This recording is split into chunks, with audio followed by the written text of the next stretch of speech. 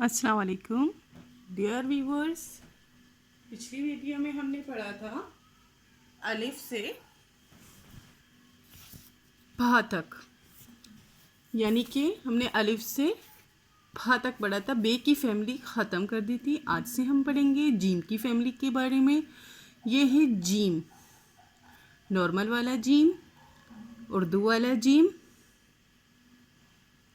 Gym. ये gym ही है। इसके ऊपर नीचे एक नुक्ता लगा दिया गया है। इस जीम में और इस जीम में यही फ़र्क है जो इस बे में और इस बे में है। जो चीज़ हमें नरमी से कहनी हो, जिसके लिए एक ही बार होंठों को हिलाना पड़े, जैसे जीम से जग एक ही बार में अदा हो गया, उसके लिए हम इस जीम का इंतखाब करेंगे।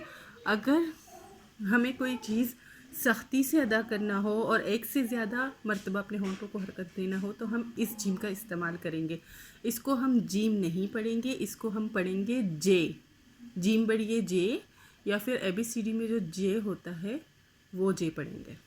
ये है जह, जीम और हा। ये उर्दू में भी इस तरह से लिखा होता है, सिंधी में भी इसी तरह से लिखा होता है, इसमें कोई फ़र्क नहीं है।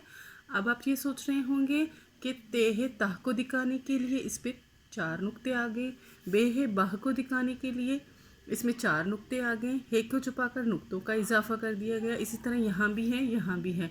तो यहाँ क्यों नहीं है?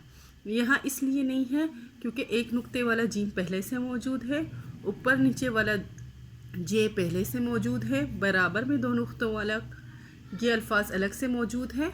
और फिर अगर एक नुक्ता इजाफा कर दिया जाए तो ये 6 बन जाएगा, और अगर और एक नुक्ता इजाफा कर दिया जाए तो ये 6 बन जाएगा। इसीलिए इसे नॉर्मल तरीके से जीम है जे।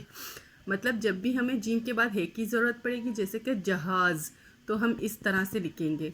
ये है, इसको हम पढ़ेंगे नहीं नहीं। अभी आपको समझ नहीं आएगा, आवाज़ आपको समझ नहीं आएगी, तो मैं आपको समझा देती हूँ आसान से। जिसे हम उर्दू में बोलते हैं नहीं, एक तो होता है हाँ, एक होता है नहीं। जिसे हम बोलते हैं नहीं तो उसको जल्दी से बोलने की कोशिश करेंगे तो इसकी आवाज़ निकल जाएगी, नहीं। ठीक है। ये है छे, नॉर्मल वाला छे से चिड़िया। ओके। ये है चाह, ये चे है, इसके 3 नुक्ते हैं। ये इसके साथ है मिला दिया गया है तो एक नुक्ते का इजाफा कर दिया गया है। ये है छा, और ये है नॉर्मल वाला है, नॉर्मल वाला खे। आज हमने पढ़ा जीम की फैमिली के बारे में, कल से हम दाल की फैमिली के बारे में पढ़ेंगे। उम्मीद है आपको यहाँ तक समझ आ गया होगा। अगर आपको मेरी वीडियो से कोई भी हेल्प मिली हो तो please like, share and subscribe करना ना भूलिए। अपने दोस्तों के साथ शेयर कीजिएगा। अल्लाह हाफिज़।